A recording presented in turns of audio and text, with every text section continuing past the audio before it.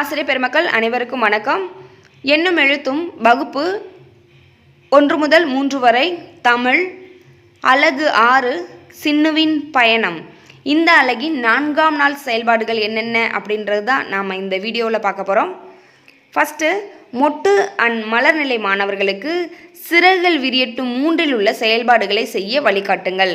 நமக்கு சிறகுகள் விரியட்டும் 3இல் மொட்டுநிலை மாணவர்களுக்கு 2ஆம் வகுப்பில் உள்ள அருமநிலை மாணவர்களுக்கு பயிற்சி எண் 6.6, 6.7, 6.8 மொட்டுநிலை மாணவர்களுக்கு பாடநூல் பக்க எண் 35 கோபுவின் முதுகில் குமிழி இருந்தால் என்ன பாடியிருக்கும் எழுதுவோம் அப்படின்ற செயல்பாடும், ஓர் எழுத்தை நீக்குவேன் உடல் உறுப்பின் பெயரை எழுதுவேன் அப்படின்ற செயல்பாடும் கொடுத்துருக்காங்க. அதை அவர்களை செய்ய வைக்கணும்.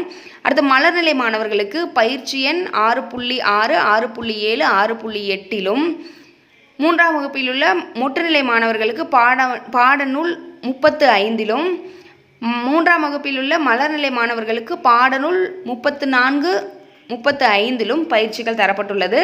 அதை அவர்களை செய்ய நாம் வழிகாட்டிட்டு இப்போ அருமநிலை மாணவர்களுக்கு விதவிதமாக எழுதி பழகலாம் செயல்பாட்டை நம்ம செய்ய போகிறோம். இப்போ இந்த செயல்பாட்டில் என்னென்ன எழுத்துக்களை நம்ம பயிற்சி கொடுக்க போகிறோம் அப்படின்னா, இத், இப், இரு இந்த 3 எழுத்துக்களின் வரி வடிவம் அறிந்து எழுதுதல். இதுதான் இந்த செயல்பாட்டின் நோக்கம். இந்த செயல்பாட்டிற்கு தேவையான துணை கருவிகள் தண்ணீர் மற்றும் மணல். இந்த செயல்பாட்டை நாம் பல்வேறு எழுதும் முறைகள் இருக்கு இல்லைங்களா, பல்வேறு வடிவங்களில், அளவுகளில், வண்ணங்களில் எழுதின எழுத்துக்களின் மேலே மாணவர்களை விரல் தொட்டு எழுத வைக்கிறது, காற்றில் எழுத சொல்வது, மணலில் எழுத சொல்வது, கைகளில் இல்லைனா முதுகில் எழுத சொல்வது, நீர் தொட்டு எழுத சொல்வது. இப்படி இந்த முறைகளில் மாணவர்களுக்கு எந்த முறை பிடிச்சிருக்கோ அந்த முறையில் அவர்களை எழுதி பழக நாம் வழிகாட்டணும்.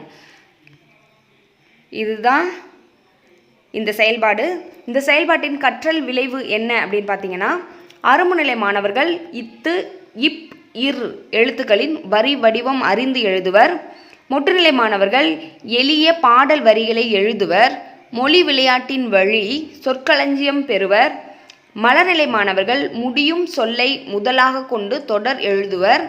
மொழி விளையாட்டின் வழி சொற்களஞ்சியம் பெறுவர். ஸோ இதுதான் இந்த 4ஆம் நாளின் செயல்பாடுகள்.